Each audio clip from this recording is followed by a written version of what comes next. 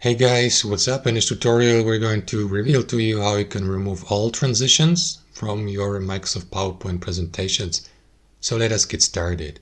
So guys, navigate to your presentation, and as you can see, I added a transition basically to all slides here, indicated by that small icon next to the given slide. If you don't know how to add transitions, navigate to the Transitions tab, and here select one of these from that menu or expanded menu by clicking into the drop-down menu. And let me go, for example, with a reveal transition. And I can apply it also to all, so that all slides feature that transition from one slide to another. So guys, removing these transitions works actually the same way, just in reverse.